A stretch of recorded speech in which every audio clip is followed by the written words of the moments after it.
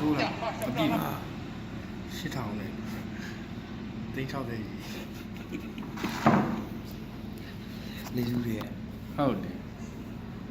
ကျန်ဟို380 1600နဲ့တော့ကျွန်တော်24သိန်းရသိန်း100ပါတော်ပြီဝါဒီနေ့ရှုံးတာဟိုဟာဒီကငါးသိန်းရှုံးတာဒီနေ့ကျန်တရားနဲ့ဗျာထုတ်ရတော့ဒါနားပြီလေပြီးရလိုက်တော့